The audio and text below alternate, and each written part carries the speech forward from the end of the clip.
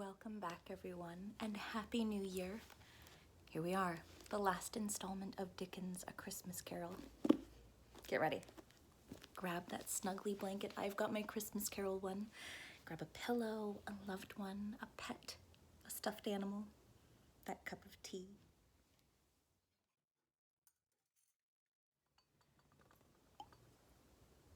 And get ready.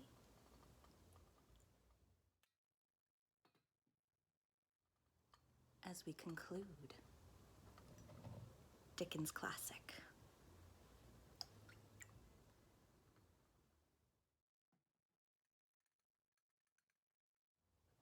A Christmas Carol.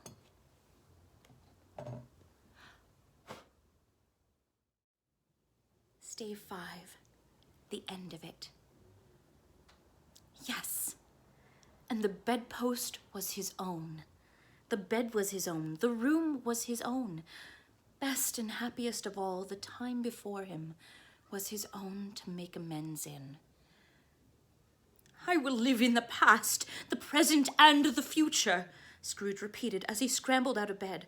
The spirits of all three shall strive within me. Oh, Jacob Marley, heaven and the Christmas time be praised for this. I say it on my knees, old Jacob, on my knees. He was so fluttered and so glowing with his good intentions that his broken voice would scarcely answer to his call. He had been sobbing violently in his conflict with the spirit, and his face was wet with tears. They are not torn down, cried Scrooge, folding one of his bed curtains in his arms. They are not torn down, rings and all. They are here. I am here. The shadows of the things that would have been may be dispelled. They will be. I know they will be. His hands were busy with his garments all this time, turning them inside out, putting them on upside down, tearing them, mislaying them, making them parties to every kind of extravagance. I don't know what to do, cried Scrooge, laughing and crying in the same breath and making a perfect lacoon of himself with his stockings. I'm as light as a feather. I'm as happy as an angel. I am as merry as a schoolboy. I'm as giddy as a drunken man. A Merry Christmas to everybody. A Happy New Year to all the world. Hello here. Hup, hello. He had frisked into the sitting room and was now standing there perfectly winded. There's the saucepan that the gruel was in, cried Scrooge, starting off again and frisking round the fireplace. There's the door by which the ghost of Jacob Marley entered. There's the corner where the ghost of Christmas present sat. Oh, there's the window where I saw the wandering spirits. It's all right. It's all true. It all happened. Really, for a man who had been out of practice for so many years, it was a splendid laugh, a most illustrious laugh, the father of a long, long line of brilliant laughs. I don't know what day of the month it is, said Scrooge. I don't know how long I've been among the spirits. I don't know anything. I'm quite a baby. Never mind. I don't care. I'd rather be a baby. Hello! Whoop! Hello here! He was checked in his transports by the churches ringing out the lustiest peals he had ever heard. Clash, clang, hammer, ding, dong, bell. Bell, dong, ding, hammer, clang, clash. Oh, glorious, glorious! Running to the window, he opened it and put out his head. No fog, no mist. Clear, bright, jovial, stirring cold. Cold, piping for the blood to dance to. Golden sunlight, heavenly sky, sweet, fresh air, merry bells. Oh, glorious, glorious. What's today? Cried Scrooge, calling downward to a boy in Sunday clothes, who perhaps had loitered to look about him. Eh? Returned the boy, with all his might of wonder. What's today, my fine fellow? Said Scrooge. Today? Replied the boy. Why, it's Christmas Day. It's Christmas Day, said Scrooge to himself. I haven't missed it. The spirits have done it all in one night. They can do anything they like. Of course they can. Of course they can. Hello, my fine fellow. Hello, returned the boy. Do you know the poulterers in the next street, but one at the corner? Scrooge inquired. I should hope I did, replied the lad. An intelligent boy, said Scrooge. A remarkable boy.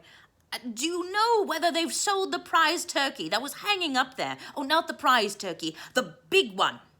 What, the one as big as me? Returned the boy. What a delightful boy, said Scrooge. It's a pleasure to talk to him. Yes, my buck. It's hanging there now, replied the boy. Is it? Said Scrooge. Go and buy it. What, cur? Exclaimed the boy. No, said Scrooge. I'm in earnest. Go and buy it and tell him to bring it here that I may give them the direction where to take it. Come back with the man and I'll give you a shilling. Come back with him in less than 5 minutes and I'll give you a half a crown. The boy was off like a shot. He must have had a steady hand at a trigger who could have got a shot off half so fast. I'll send it to Bob Cratchit's, whispered Scrooge, rubbing his hands and splitting with laughter. He shan't know who sends it. It's twice the size of Tiny Tim. Joe Miller never made such a joke as sending it to Bob, will he? The hand in which he wrote the address was not a steady one, but write it he did, somehow, and went downstairs to open the street door, ready for the coming of the poulterer's man. As he stood there, waiting for his arrival, the knocker caught his eye. I shall love it as long as I live, cried Scrooge, patting it with his hand. I scarcely ever looked at it before. What an honest expression it has in its face. It's a wonderful knocker. Here's the turkey. Hello, whoop, how are you? Merry Christmas.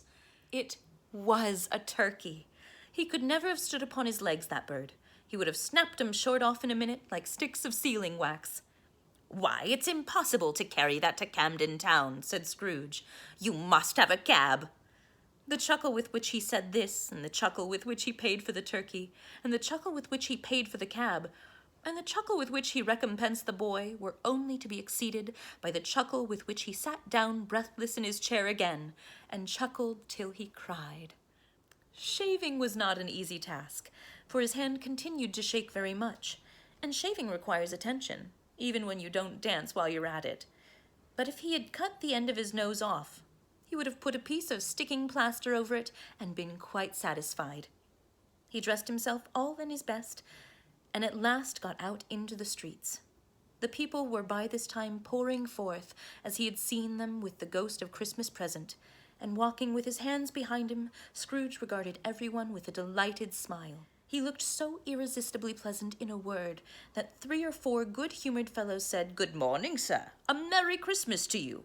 And Scrooge said often afterwards that of all the blithe sounds he had ever heard, those were the blithest in his ear. He had not gone far when, coming on towards him, he beheld the portly gentleman who had walked into his counting-house the day before and said, Scrooge and Marley's, I believe. It sent a pang across his heart to think how this old gentleman would look upon him when they met. But he knew what path lay straight before him, and he took it. My dear sir, said Scrooge, quickening his pace, and taking the old gentleman by both his hands, how do you do? I hope you succeeded yesterday. It was very kind of you. A Merry Christmas to you, sir. Mr. Scrooge? Yes, said Scrooge, that is my name, and I fear it may not be pleasant to you. Allow me to ask your pardon, and will you have the goodness? Here Scrooge whispered in his ear. Lord bless me, cried the gentleman, as if his breath were gone. My dear Mr. Scrooge, are you serious? If you please, said Scrooge, and not a farthing less. A great many back payments are included, I assure you. Will you do me that favour? My dear sir, said the other, shaking hands with him, I don't know what to say to such Don't say anything, please, retorted Scrooge. Come and see me. Will you come and see me? I will, cried the old gentleman, and it was clear he meant to do it. Thank ye, said Scrooge. I am much obliged to you. Thank you 50 times, bless you. He went to church, and walked about the street and watched the people hurrying to and fro, and patted children on the head, and questioned beggars, and looked down into the kitchens of houses, and up to the windows, and found that everything could yield him pleasure. He had never dreamed that any walk, that anything, could give him so much happiness. In the afternoon, he turned his steps toward his nephew's house. He passed the door a dozen times before he had the courage to go up and knock. But he made a dash and did it. "Is your master at home, my dear?" said Scrooge to the girl. Nice girl. Very. "Yes, sir." "Where is he, my love?" said Scrooge. "He's in the dining room, sir, along with mistress. I'll show you upstairs, if you please." "Thank ye. He knows me," said Scrooge, with his hand already on the dining room lock. "I'll go in here, my dear." He turned it gently and sidled his face in round the door. They were looking at the table, which was spread out in a great array.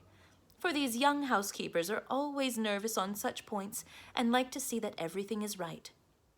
"Fred," said Scrooge. Dear heart alive, how his niece by marriage started. Scrooge had forgotten for the moment about her sitting in the corner with the footstool, or he wouldn't have done it on any account. "Why, bless my soul!" cried Fred. "Who is that?" "It is I, your Uncle Scrooge. I have come to dinner. Will you let me in, Fred?" Let him in. It is a mercy he did not shake his arm off. He was at home in 5 minutes. Nothing could be heartier. His niece looked just the same. So did Topper when he came. So did the plump sister when she came. So did everyone when they came. Wonderful party, wonderful games, wonderful unanimity, wonderful happiness. But he was early at the office the next morning. Oh, he was early there. If he could only be there first and catch Bob Cratchit coming late. That was the thing he had set his heart upon. And he did it. Yes, he did. The clock struck 9. No Bob. 1:15. No Bob. He was a full 18 minutes and a half behind his time. Scrooge sat with his door wide open, that he might see him come into the tank. His hat was off before he opened the door, his comforter too. He was on his stool in a jiffy, driving away with his pen, as if he were trying to overtake 9 o'clock. "Hello," growled Scrooge in his accustomed voice, as near as he could feign it. "What do you mean by coming here at this time of day?" "I am very sorry, sir," said Bob. "I am behind my time." "You are," repeated Scrooge. "Yes, I think you are. Step this way, sir, if you please." "It is only once a year, sir," pleaded Bob, appearing from the tank. "It shall not be repeated. I was making rather merry yesterday, sir, and now I'll tell you what, my friend," said Scrooge. "I'm not going to stand for this sort of thing any longer. And therefore," he continued, leaping from his stool and giving Bob such a dig in the waistcoat that he staggered back into the tank again, "and therefore I am about to raise your salary." Bob trembled and got a little nearer to the ruler. He had a momentary idea of knocking Scrooge down with it, holding him and calling to the people in the court for help and a strait waistcoat. "A Merry Christmas, Bob," said Scrooge, with an earnest that could not be mistaken, as he clapped him on the back. "A merrier Christmas, Bob, my good fellow, than I have given you for many a year. I'll raise your salary and endeavor to assist your struggling family, and we will discuss your affairs this very afternoon over a Christmas bowl of smoking bishop, Bob. Make up the fires, and buy another coal scuttle before you dot another I, Bob Cratchit." Scrooge was better than his word. He did it all, and infinitely more. And Tiny Tim, who did not die, he was a second father. He became as good a friend, as good a master, as good a man as the good old city knew, or any other good old city, town, or borough in the good old world. Some people laughed to see the alteration in him, but he let them laugh, and little heeded them. For he was wise enough to know that nothing ever happened on this globe for good, at which some people did not have their fill of laughter in the onset.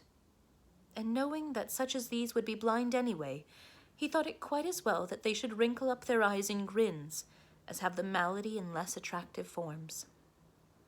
His own heart laughed, and that was quite enough for him. He had no further intercourse with spirits, but lived upon the total abstinence principle ever afterwards. And it was always said of him that he knew how to keep Christmas well, if any man alive possessed the knowledge. May that be truly said of us, and all of us. And so, As Tiny Tim observed, God bless us, everyone.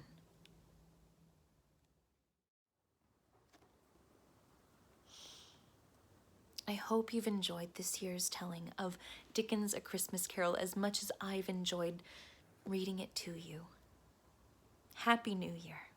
May your year be bright and full of love and laughter and beauty. Join me again next year for another retelling of Dickens' A Christmas Carol. Till next time.